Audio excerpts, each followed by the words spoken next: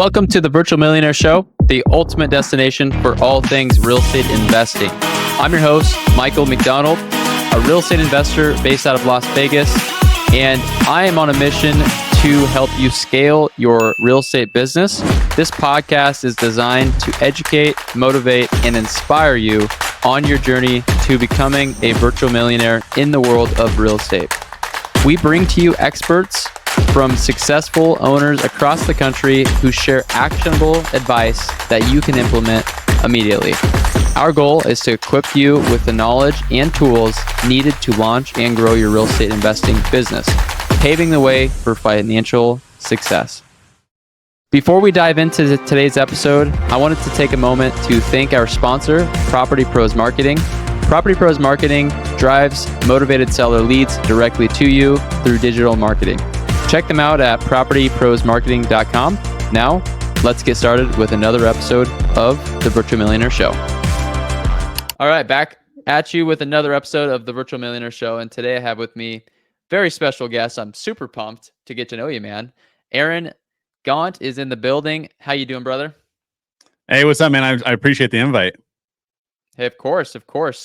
Not literally in the building if you're watching this live, but, wanted to really just get to know you a little bit better, man, and find out more about your story. I listened to a podcast recently and I'm like, I've got to have this guy on my podcast. So I titled this Building a Wholesale Empire because I feel like that's what you're up to right now. And it's pretty impressive and cool to watch. So catch us up, man. Like, who are you and how did you find yourself getting into this wholesale real estate game? Oh, man. Well, first off, do you do a wholesale business yourself? I do a wholesale business. Yep. And I related with you a lot on that episode, which is I'm excited to dive in because I definitely have a lot to talk about that I know I found value in that other people are going to find a ton of value in here too. Nah, man, I know I got so much to learn from you and I hope I can add any value where I can here. Yeah. So we could go to the very, very beginning and I'll make it quick. I was in the Navy for 8 years, did a bunch of cool stuff there, traveled all around the world, did some real cool things, was part of the whole Osama bin Laden and bombing the crap out of Iraq during that time. After that, I became a fireman. So I was a firefighter in San Antonio, Texas. So I was fantastic. But I was stationed back in the Navy in San Diego. And so I wanted to get a firefighter job in San Diego. I came and finally got a job in San Diego as a firefighter. So I was doing that for a couple of years. When I came back to San Diego, and again, the story, what I'm about to tell you is how did I get in the world of real estate wholesaling?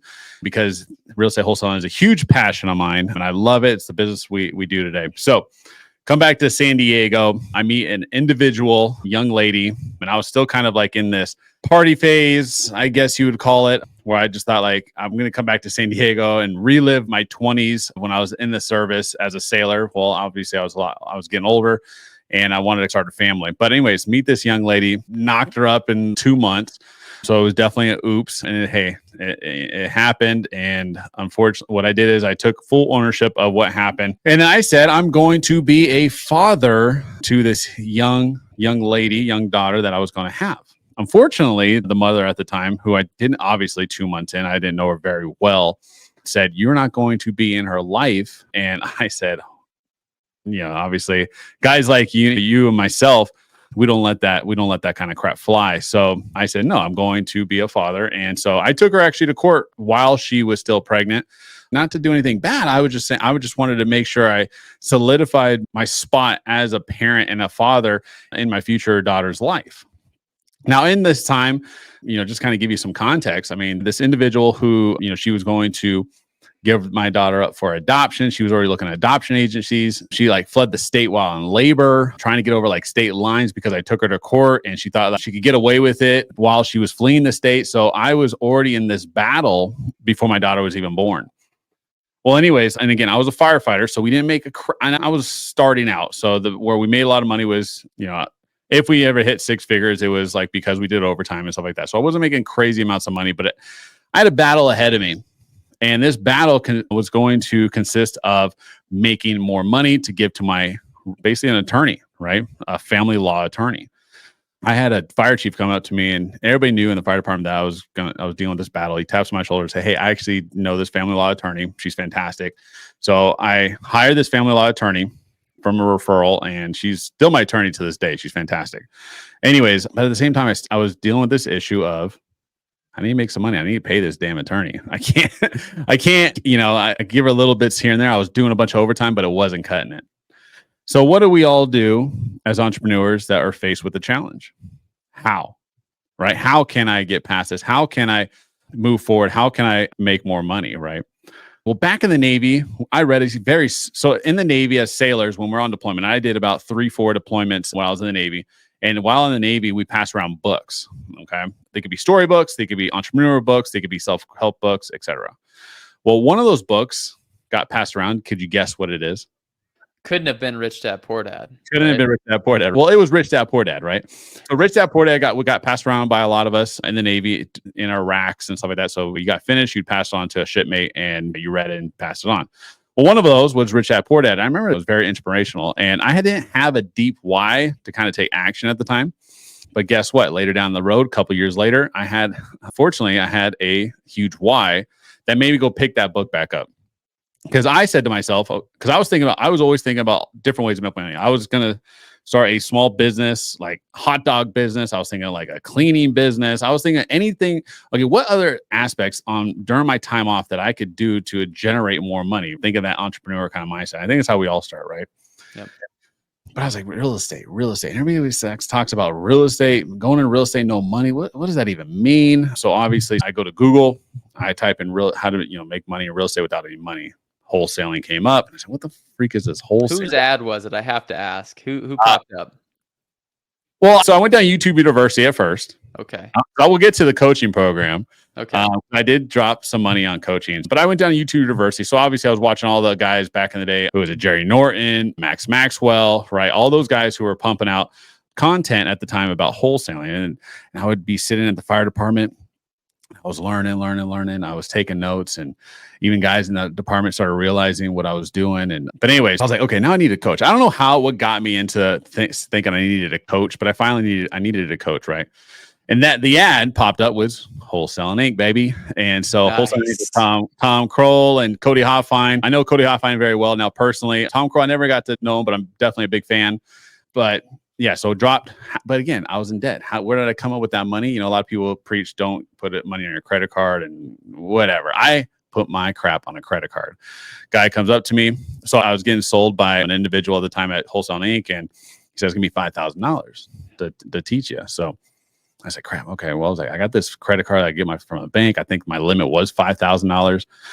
And I was dating a girlfriend at the time, who's now my wife. And I was in the firefighter department schedule is obviously it's, work a couple days, bunch of days off, work a couple days, bunch of days off. And so I was during one of my days off, I go over to my girlfriend's work.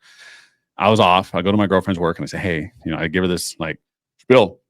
Hey, I'm going to be dropping all this money on credit card. I'm going to do this coaching program. You know what she does? And that's why I married her, right? She goes, she's like, do it. Yeah. I think you should do it. And she tells me this day because I know you're going to put your all into it, right?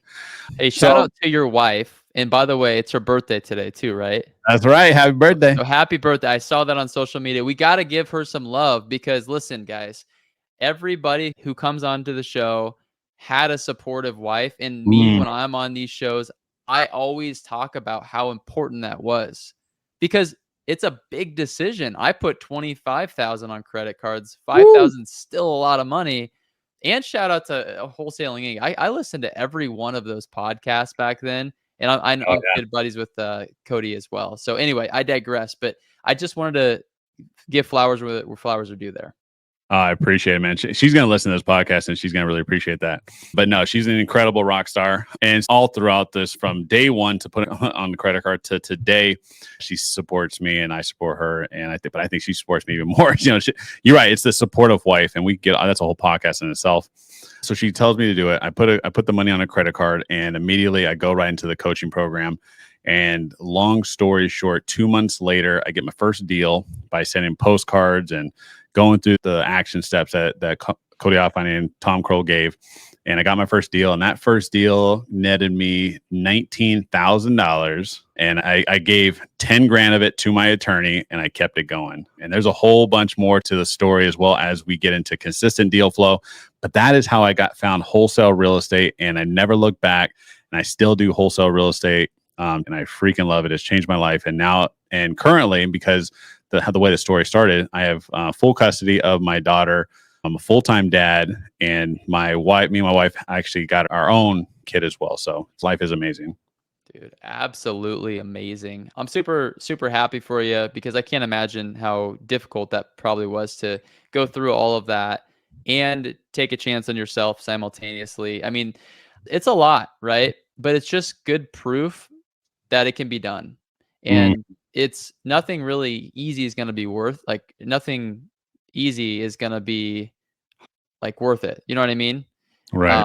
I guess that's not the best way to say it, but the bottom line is you took the chance and here you are today.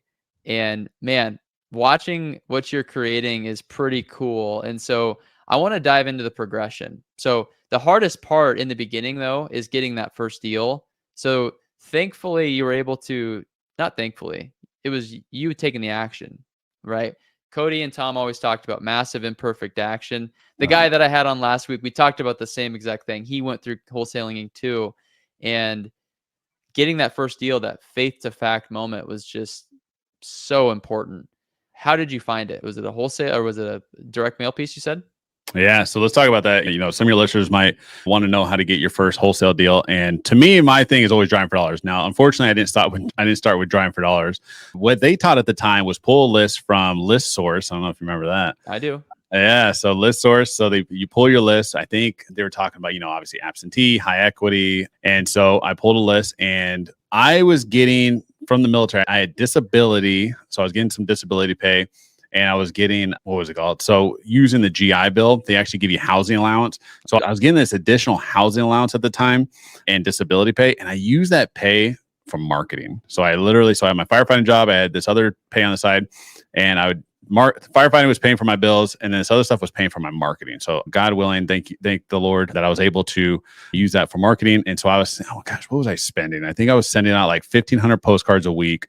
And yeah, I got a call in. And again, back at the fire department, how much do you want it? Again, so what does a postcard do? That's what they taught at the time was sending postcards. So I sent postcards. I'd be working at the fire department, and I would get a call from a postcard, and I would run back because I got in trouble actually by working on my business while I was at work.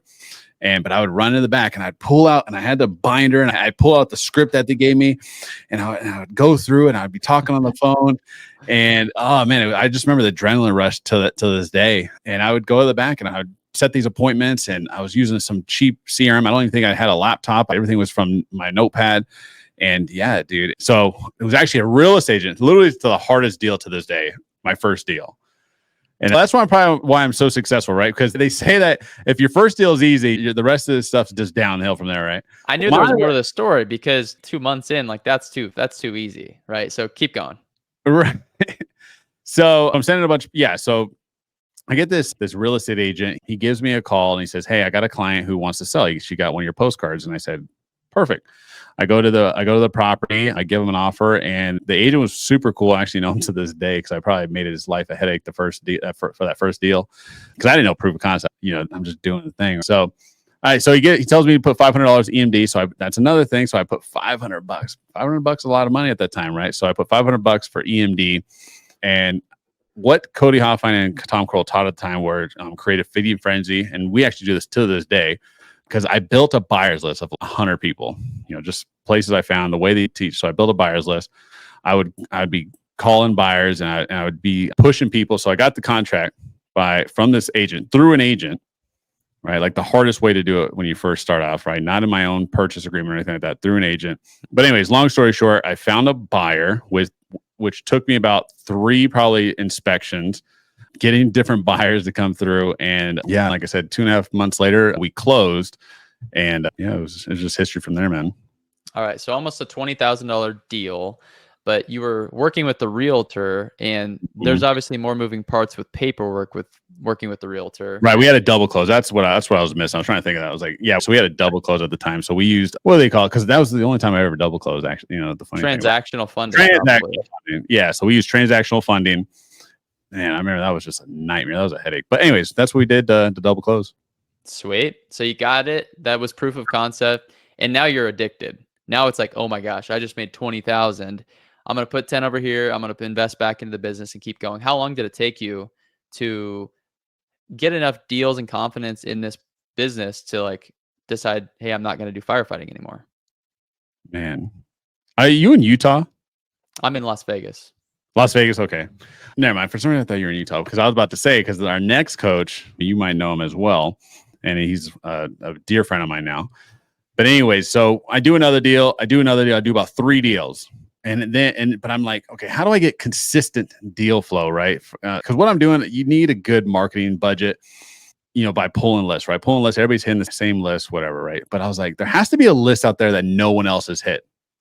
And so what do you think that list might be? Driving for, what are you going to say? I know exactly who your coach was too, probably Zach Booth. That's right. Driving for dollars. Yep. So anyway, so I remember seeing him through social media teaching this whole thing called Driving for Dollars Mastery. So I hire him actually one-on-one. So I didn't just get into his course. So actually I got into his course. I started doing now multiple deals. And then Zach, it brings attention to Zach. He reaches out to me and says, hey, well, actually, so before I do my one-on-one with him, he reaches out to me, and I had this big deal that I drove for dollars on, and I think I cold called it or something, and it was going to be $50,000. Mind-blowing money, right? Mm-hmm. So he calls me. Me and my wife, my girlfriend at the time, coming out of Applebee's. We were having lunch, and I get this call on my phone, and it's Zach Booth calling me on Facebook Messenger. And I never talked to him before. I was just in his course, but I have never talked to him yet. And he goes, hey, just wanted to check in, see how things are going. You seem like you're doing well, right? Well, anyway, so we're sitting in my truck at the time, and I'm telling him, like, I got this deal that we're about to close on, 50 grand, whatever. And he's like, what do you think he told me to do? Quit your job. Quit my job, right? He's like, quit your job. He's like, bet on yourself, go all in, right? If this is what scared the living crap out of me, because if you don't know, firefighting takes a long time to get hired, right? You got your academies, you got your qualifications, you got your hiring process, right? It's a great job. It's a dream job for a lot of people, and it was mine at the time. And so it was just like, do I just put all that work and throw it away? Well, yes, because I was making a lot more money. And it was scary. But anyways, so my wife, so again, back all the way to the front, right? She tells me to put my money on a credit card. What do you think she tells me at that time? Probably, you can do this. Like, you got this. She's like, yeah, you should probably quit your job. And guess what? She steps up too, though. She goes, I will step in. I'm going to take care of Hadley, who's my daughter. So God bless your wife, man. Incredible woman, right? And I couldn't have done this without her. 100%. I couldn't have done it without her. So she tells me to quit my job. She says, stop being a little bitch. Quit your no, she didn't tell me that. So, but so obviously she was fully into it. And I remember the day. So I was in the app bay. So the day of closing, right? We here in California, we get wires, right? I don't get checks or anything. I get wires. So I'm in the app bay by the ambulance. I knew that once this hit my bank account, because it ain't real until it hits your bank account. And then I was going to go to the fire chief's office and then give my 2 weeks notice. I'm just refreshing it. I'm calling escrow. Hey, when are you supposed to send that wire? I'm refreshing. Yep. It hits my account. Holy shit. Take a screenshot, go to the chief's office, give him my 2 weeks notice. In 2 weeks, I was done with the fire department. You show him the wire too? Yeah, no, I didn't show him the, hey, look at this. I'm out of here. No, I wasn't that arrogant, but I just basically said, obviously I thanked them for everything, and they were super supportive. Like, hey, I got to say, hey, I'm starting a business. They all knew I was starting a business. And because that's the whole thing in itself. We want to take it even a step back. During that time when I was at the fire department, I was cold calling. So the fire department didn't have any Wi-Fi. So I actually got the department Wi-Fi. For some reason, they didn't have it, but I got the department Wi-Fi. I would roll up my truck close to the department, and I would be during like kind of down hours, I'd be cold calling using the Wi-Fi. I'd be in my room reading. Like, it's probably the most reading I've ever done. I've read crap ton of books while I was at the department. I had everybody, give me crap because I was always I wasn't a part of the group anymore, right? I was always reading books. I was constantly going down YouTube University. I was constantly cold calling. Even after a fire, here's the funny thing. Even after a fire, I'd be in the engine. I'd be in the back. I'd pull up deal machine. I'd be tagging properties. So, I mean, that's what it takes, right? I was obsessed. People always ask me, what's the one advice? Be obsessed. That's my advice to everybody. So yeah, then I quit my job, man. And then it was just all gun ho from there. We kept the market getting going. My wife was fully on board. She was in it. And we just kept driving for dollars at the time. I love it, man. And thank you for sharing the details, because a lot of people who are going to be listening to this, who we know, who might still have full-time jobs, they might be like, well, that sounds great, but you had a $50,000 deal. But there were so many sacrifices. And I remember the day like it was yesterday. I made that decision myself, and it was the scariest thing that I've had to do up to this point. And that is the pivotal moment. But obsessed is the right way to put it, because you had to consume yourself in podcasts, books. You had to become a different person in order to really see the success through. Because otherwise, if you're distracted, you're over there, you're not going to be able to get the traction that you need in your business to keep this thing moving. So you've quit your job. That's a huge milestone. And what happens next? How did it go when you started going full-time in the business? Full time in the business, man. Like I said, the first couple of years, this is what I always preach, man, is your first 3 to 5 years, you are building skills. 5 years plus is when you get rich. So all these gurus, all these people that want to teach you after a year in the business, 2 years in the business, man, like they're still freaking learning, right? And you're always learning. But you're building skills. And so that was it, man. I was just building skills. I was going on a crap ton of appointments. Me and my wife were driving for dollars. We doubled down on driving for dollars at the time.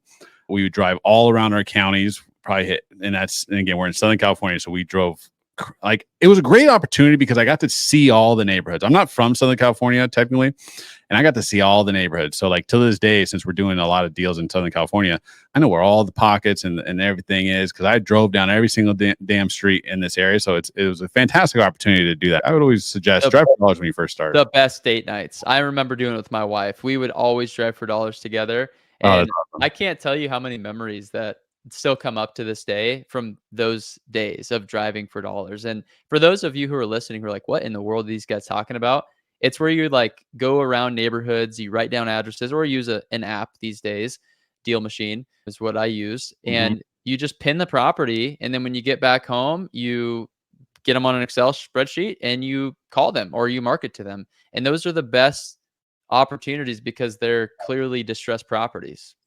Oh, they're the best. So yeah, we would do exactly what you said. We'd use Deal Machine. We'd export the list, and then we would do 3 things, right? We would cold call them, text them, and send direct mail to them at the time. And yeah, we did a bunch of deals. It was fantastic. We don't do any of that kind of marketing now, but besides direct mail. So okay, beautiful. We're going to get to the transition here because I know there was a pivotal moment. So I don't know, probably the reason that I named the show the Virtual Millionaire Show is because you can do this business from anywhere in the whole country, really. And I remember right about like 2021, virtual wholesaling became really sexy. Like it became a really hot topic. yeah. And I moved to Las Vegas in 2019. And that was when I first started like realizing, hey, I can do this from anywhere because my business was still based in Nebraska. And I think that you went through maybe a similar progression where you saw the virtual wholesaling. I did. And it was like, I've got to do this. These guys are making millions of dollars virtual wholesaling. This has got to be super easy. Let's just run a campaign and go nationwide. Tell me about that. Is that something that you experienced? Oh man, don't get me started on nationwide wholesaling. People need to know. Tell the people. All right. Let me talk to you about nationwide wholesaling. Now, this is a huge jump from what the stories we were just talking about. So now let's jump all the way. So everything I just talked about was like 2020, 2021, earliest. And now 2023, there was a time. So 2023, and we go, I'm not even going to go into it, but we decided to go nationwide. I discovered inbound marketing, PPC, all that stuff. And I wanted more leads, and we went nationwide for the whole year of 2023. Obviously, interest rates went crazy, hit Southern California pretty hard. And then we went nationwide for all 2023. We went PPC. We were targeting states, different markets. I was trying it all. guess what? We made over seven figures. And because my goal has always been to make millions and millions and millions of dollars in assignment fees and wholesale real estate. You might think, Aaron, not too many people do it. You're right. Not a lot of people do. Not a lot of people make millions and millions of dollars in any business.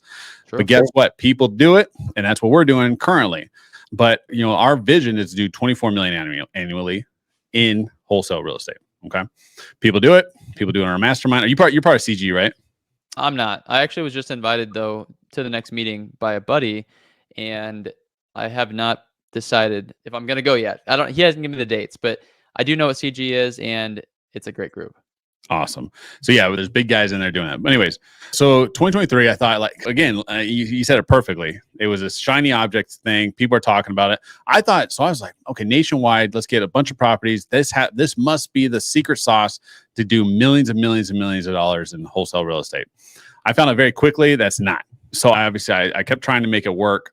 And what I mean by that is we spent a lot of money in PPC, and it's like, can it work? Yes. But what kind of business do you want? Do you want to add value? Do you want to build a brand? Do you want to actually solve sellers' problems?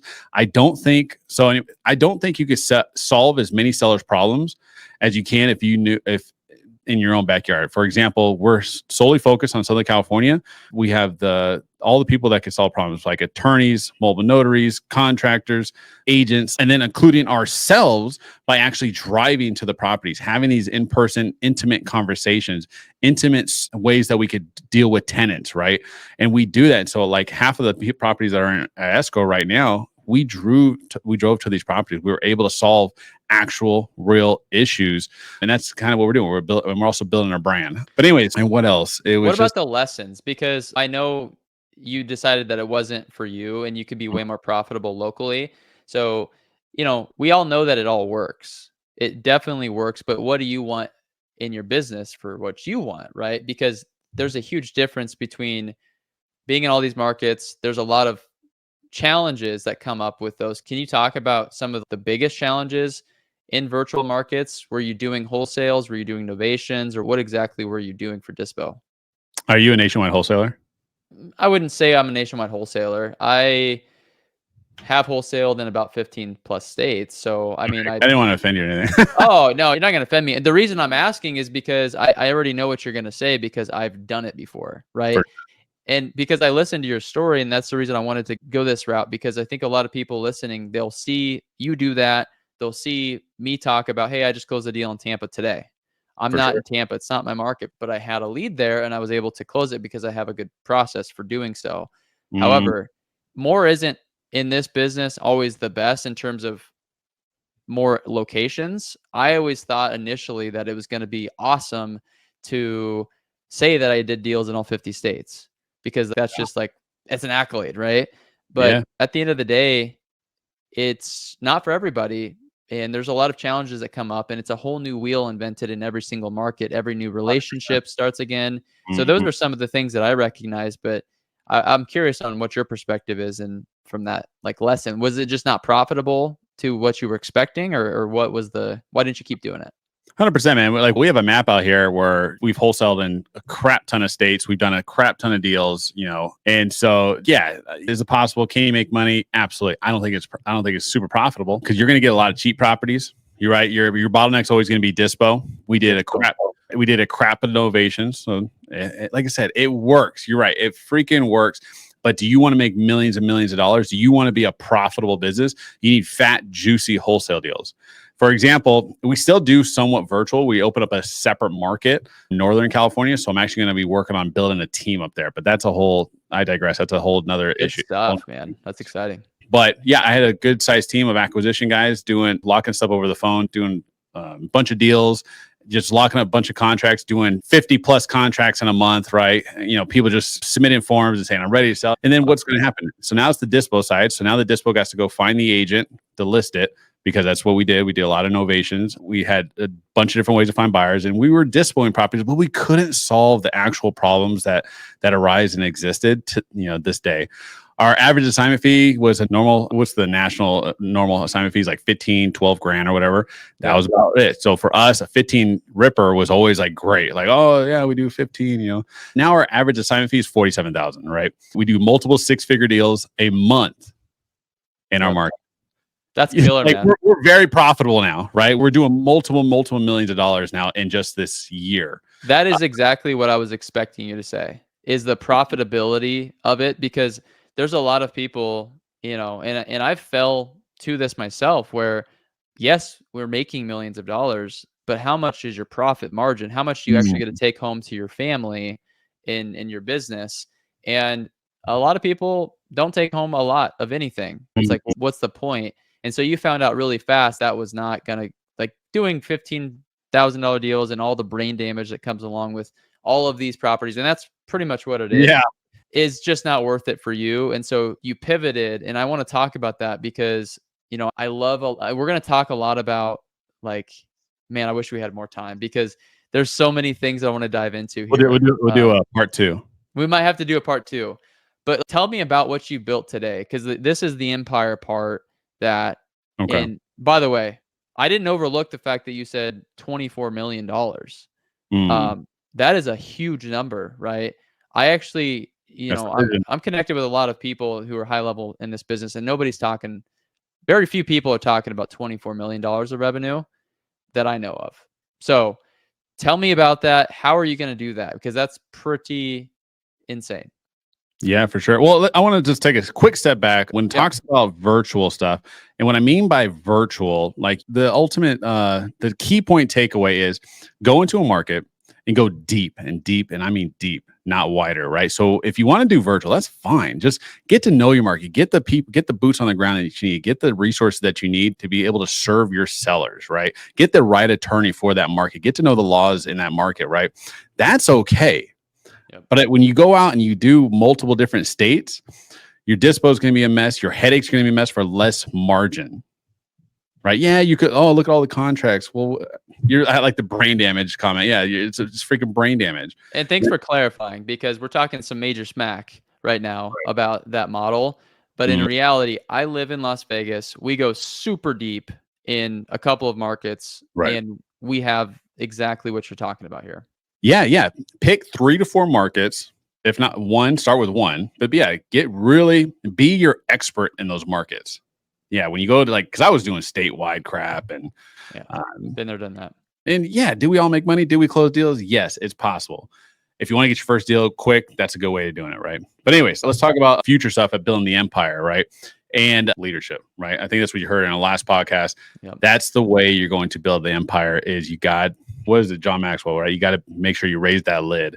Once you raise that lid, you as a leader, you can now build and lead people, because you can't do this by yourself. You got to build your team. I love what Cody Hoffine, he always mentions a quote. It's not his quote, and I forgot whose quote it is, but it's, don't show me your dreams, show me your team, right? Mm-hmm. Fantastic quote. And it's so true. You got to build a good team. So there are a few things you got to really focus on to build an empire, and you got to think like a business person. But first off is think about recruiting, right? Think about managing, think about retaining, and also think about how you're going to let people go if they don't perform. Then you got to think about, obviously, your culture. You got to think about all the business jargon, but each thing is a skill that you need to learn. So back in 2023, that's the one thing that I did gain from 2023 is I was super intentional about becoming a good leader. I'm not saying I'm a great leader, but I'm working on it. I'm always working on becoming a good leader. I always say that leaders are not born, they are built, right? Yes, can it be easier for others? Absolutely. So if you're listening to this right now and you feel like you might not be a good leader, it all starts with you saying, I want to be a good leader. I want to grow to be a good leader. And guess what? There are books, there are mentors out there to help you do that. You just got to take action on being a leader. You got to be a leader first. You got to hire people and learn how to lead those people. Trial and error. You will get kicked in the face time and time again, right? You might be too kind to people. You might be too strict with people, right? You got to find that healthy middle and how to keep them accountable. So yeah, one thing that I want to kind of piggyback and dive into more is like intention, right? First, you got to have the intention. So what are you going to do next? And I got to say this because I keep thinking about it. You had mentioned a book that you read, The Motive, right? Leadership book. And I found myself sitting on a plane next to the author of that book last year, coming home from a real estate event. And awesome. This guy just casually, by the way, I'm talking about Patrick Lencioni, and he brought up, he's like, yeah, I'm an author of like how many books? And I'm like, oh, really? And, it's got to know him a little bit. But I started also consuming his content. That's a fantastic read, by the way, for leadership is The Motive, because I heard you talk about that. But with regards to really like implementing these things, how have you gone about that? Have you hired leadership? Are you overseeing anything? Like, what's that actually look like practically to run your organization? Yeah, man. I mean, there's so much to uncover. Well, first off, Patrick is an amazing individual. He has a whole series of books. You definitely you got to read his books. You also got to listen to his podcast. Another person I like listening to was Layla Ramosi. She's fantastic on leadership and leading people. One big thing I took away from her is praise over punishment. I actually had that written on my wall. So you always got to make sure you praise them, praise your team, but obviously managing. You were talking about, all of the things leadership, right? Culture, hiring, management, values, and you really have to just live and breathe by those things for it to actually take effect. And I've started to see that within our organization, and ours is a little bit different. From my understanding, you have a physical location, everybody comes in, and you probably have daily huddles, you probably have things that you're doing right like that to continue to keep people motivated, accountability. A lot of this business, what can happen is it can be a revolving door with like sales turnover. So this is where I wanted to go. I heard this and I thought people would find a ton of value, because I did. Is what does your like hiring process look like? Because it's frustrating to have people turn over, and it's very costly for a small business. So talk about that. Keeping and retaining talent. You're absolutely right. And obviously that's definitely I got to say, it's definitely a limited mindset. I feel like turnover is it's high in any startup business, any young business. Turnover is going to be, it's just because you don't know how to lead your people yet. We don't have that issue anymore. And I'm going to tell you, so how we recruit people, right? First had to begin to say to myself, how the heck do I need to get in this recruiting mindset? What is a recruit? I did a bunch of research on like how recruiters recruit, what software they use, where are they finding people, how do you headhunt, all that, right? So anyway, let's go into my personal recruiting process. That's always a living, breathing process. So what we firstly do is I simply just put out job ads, right? Indeed is a fantastic platform. They're leads. That's all they are. So people who fill out a form to apply for your company is a lead. So if you're already familiar with that, and we use a couple other platforms. I have 2 VAs that literally are set for recruiting because it's so vitally important to building a team and an empire. And what they do is, so all these people that come in who fill out a web form, what they do is they'll reach out to them. They'll schedule a time to do a pre-screen. What a pre-screen is basically a time where, because I don't want to see every single person. I'm not going to go do interviews with every single person. What that pre-screen is going to do is that they're going to, have a 5-minute conversation with one of my VAs. They're going to ask them 3 questions. I'm going to get a recording on a spreadsheet. And at the end of the day, I look at all the recordings. In this pre-screen, we're trying to find out a couple things. Did you show up? Did you show up on time? Do you look presentable? Can you have a clear conversation? Did I like your answers to those questions? Right. So it's very simple stuff. Are you squared away? Right. So out of those pre-screens, so we have about 20 a day. And so I got 20 applicants a day that I'm doing, that they're doing pre-screens. And out of those 20 Zoom calls, right? Okay. So out of those, because I'm not trying to have people waste my time, right? Or my team's time. So out of those 20, probably 40% of them even show up, right? Out of those 20, so then I got about 9 Zoom calls I get to watch for that day. Out of that 9, I might not like any of them. But out of the week, so I got 9, let's say I got 9 a day, 9 days. So out of the week, I might want to talk to 5, right? So out of those 5 people, because I'm like, this guy looks sharp. I like how they answer the question. I like the way they look. I like and what I mean by that is presentable, right? Did you show up to present? Did you dress to present? Now, the thing is, you got to believe in urgency, because they are looking for a job. And guess what? If they're somebody who's just in the middle of, let's say they left their last job and they're looking for a new job, you got a very short window to hire their ass, right? So we do create urgency. Like, you can't sit back and be like, oh, look at me, I'm the owner. I'm going to wait for them and have them go through all the hoops. No. You still got to have urgency. There has to be a fit for both sides. So anyways, so let's say of those 5, we set up a second interview. We call it a second interview. This is where now I do another Zoom call with them and I get to talk to them face to face. And again, I think you should do it as the owner because you're going to know more about your business and look out for those things than somebody outside, like a recruiter or something, right? Then I basically just do some more qualifying. Is this a good fit? Is this what you're looking for? These are our expectations. This is how we pay, right? Does that sound good? And if I like them, I'm probably going to have a good conversation with them. We might go on for more than 5 minutes. I even set the stage as, hey, this is going to take X amount of time. I'm going to ask you a couple questions. Is that cool? Perfect. If I like them, then out of those 5, I might bring 1 to 2 people for a shadow day. That shadow day, so they're getting invited to a shadow day. My admin will send them basically a list of things. Hey, this is the time. This is the address. We're going to do a role play. Here's the role play. This is the property address you're going to talk about. You need to do these things, etc. So again, on the role play, again, we're looking again. Are you showing? Did you show up? Did you show up on time? Are you looking presentable? Just normal stuff, stupid stuff. Because there's 2 things you're really looking for: good attitude, good work ethic. Everything else is teachable, right? 100%. So then they go through the shadow day. They'll sit on our morning hype huddle because this is an interview also for them. Is this a place that they can see themselves at for their next career? Could they see themselves at a desk with the headset on, going through a CRM, right? So after they sit on the huddle, they'll go shadow one of our reps. So they'll literally be over their shoulder.